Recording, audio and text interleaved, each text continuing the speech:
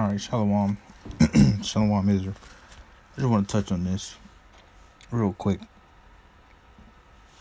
And I just got 3 scriptures. And just want to just say this because I don't understand what the problem is and why people can't understand this. Mainly the Christians out there. I don't understand what when it comes to the curses.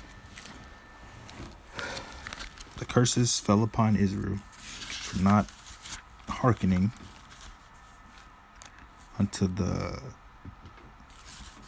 words, keeping the commandments, and hearkening to the Most High. And as we know, the curses fell upon the Israelites. And the problem that these people can't seem to understand is Deuteronomy 28 and verse 68. But before I get into this, it's going to be real quick. I want to give all praises unto Yahweh, Ba'ashem Yahushua, Ba'ashem Rakakadash, double honor to the apostles and elders of Great Millstone. Shalom to you, brothers, preaching truth all over the earth. Shalom to you, hopeful elect brothers and sisters out there. So, I want to read 15 real quick. But it shall come to pass, if thou wilt not hearken unto the voice of the Lord thy power, to observe to do all his commandments and his statutes, which I command thee this day, that all these curses shall come upon thee and overtake thee. Shall come upon the nation of Israel, and shall overtake them, if they do not hearken and they do not do the commandments, which we know we did not do, which we still don't do them to this day. So that's what got us in these conditions that we are. Not following the commandments, committing spiritual fornication, spiritual adultery, going into these other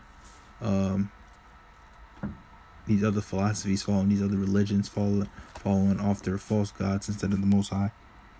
And we know this got us in these conditions. And these curses are an identifying factor on who the Israelites are.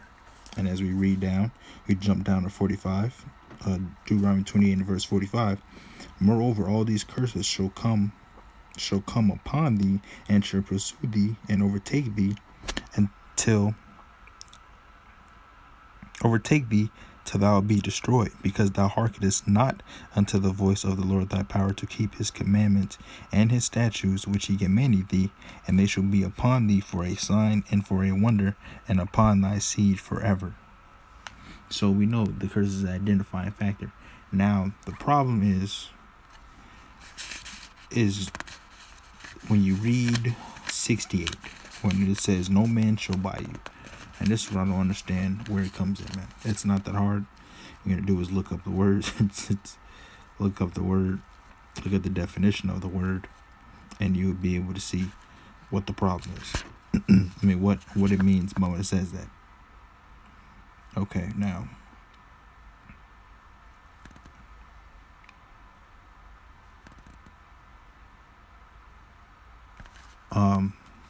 Let's get the scripture that's in question. Go way down to 6th day and let's look up the word. Actually, no, before I get that, let's get this real quick. I want to get this. Deuteronomy 28 verse 28. And the Lord shall smite thee with madness and blindness and astonishment of heart, and thou shalt grope at noonday, as the blind gropeth in the darkness, and shall not prosper in thy ways. And thou shalt be only oppressed and spoiled evermore, and no man shall save thee. It says, no man shall save thee. Now let's go down to 68. And the Lord shall bring thee into Egypt again with ships, by the way whereof I spake unto thee, thou shalt see it no more again. We should not see our homeland no more again. And Egypt, as we know, will be brought into spiritual Sodom and Egypt, which is over here in the Americas, Babylon the Great. Now, thou shalt see it no more again, and there ye should be sold unto your enemies. Sold.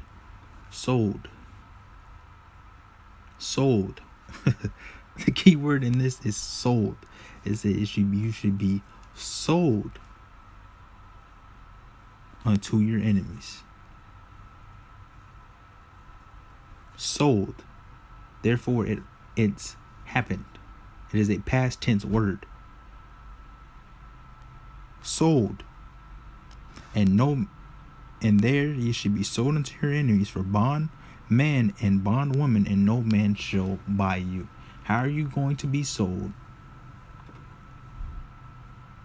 but nobody bought you? It would have made a complete different story if it says, you shall be for sale, and nobody buys you. But it's sold, therefore somebody has purchased you, somebody has bought you. But then it says, when people have a problem, when you come here down, it says, and no man shall buy you. Only thing that word means is when you look it up, man. It's not that hard, man. It's not that hard. Bye. Strong's H 7069. Kana. Kana.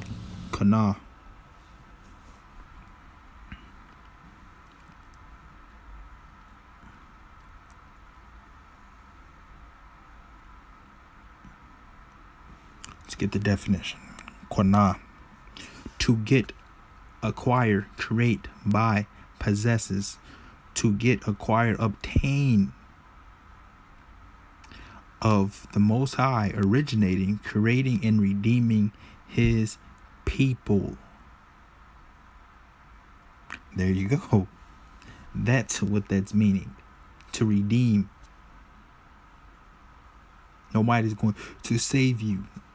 And that's why we're here to this day in America, and we're not going to be saved until Yahushua comes back and physically takes us from here and brings us to our homeland, man. I don't understand what the stumbling block is with this. No man shall buy you, even though it says sold. I don't understand the problem with this. I don't understand why this is such a stumbling block to people. You Christians just don't understand the scriptures, period. Y'all still bringing that old wine and try to mix it in with this, man. You try to mix that Christianity plantation, that love everybody and all that stuff, and this is nothing but a happy joy book, roses and kisses and chocolates and hugs and daffodils and lilies. Y'all trying to bring all that lovey-dovey stuff in here, man. That's not the case, man. And that's why you all messed up, man. You don't understand words. You don't understand the language stuff was written in. You don't understand and looking up definitions of words, man. That's why it's important to do that. I don't understand. It's not that hard to understand, man. And to back up the point even more, I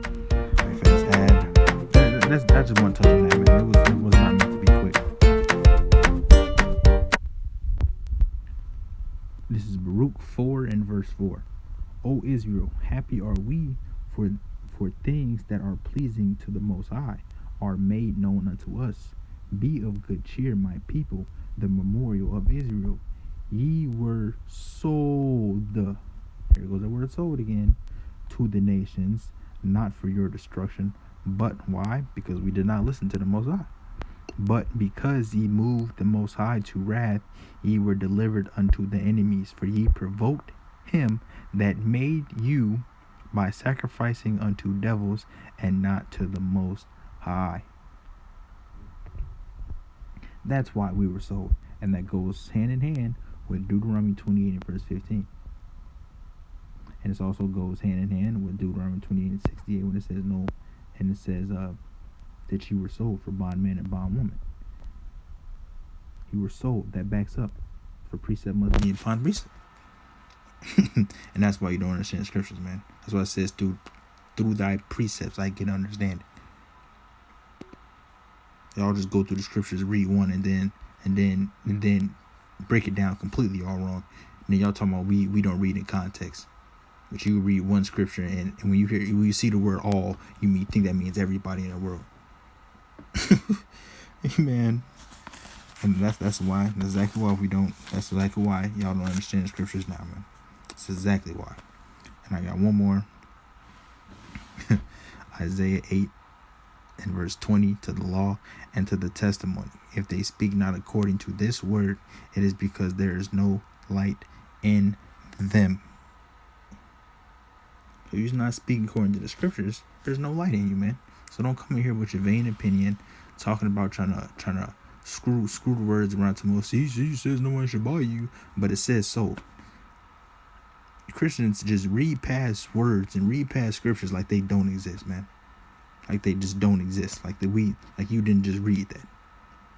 Like that was like that. That's not in the book at all. You can't do that, man. Just like when you bring out Romans 9 to the Edomites, they act like Romans 9 is not even in the book at all. They just completely ignore everything that you would say before that. But then when they see this little, they will single out everything that you said. When they see this all word, or they see something that seems like it's contradicting something else, that's when they want to talk about it. That's when they want to bring it out. But then when you give them the proper breakdown of it, then they're talking about, how do you know you have the right understanding? How do you know your interpretation is this? And they try to say everything in the book for you not to be right, man, and for them to be wrong and for you not to be right. There's no way I'm wrong, brother. You reading out of context, brother. That's how they hit you with that all the time, man. It means no man is going to require you. Redeeming his people. Nobody's going to redeem you. And that's why I read the verse earlier, because it says that no man shall save you. That's it, man. That's what I just want to touch on that. It wasn't meant to be super long. Christians, you don't have no understanding of the scriptures whatsoever. And that, I'm going to close out. I want to give all praises unto Yahweh, Ba'ashem Yahushua, Ba'ashem Rakakadash. Double honor to the apostles and elders of your millstone. Shalom to you brothers pushing this truth all over the earth. Stay strong, Israel. We almost out of here. Another shalom to you hopeful elect out there, you brothers and sisters, man. Stay strong. I'll catch you guys in another lesson. Shalom.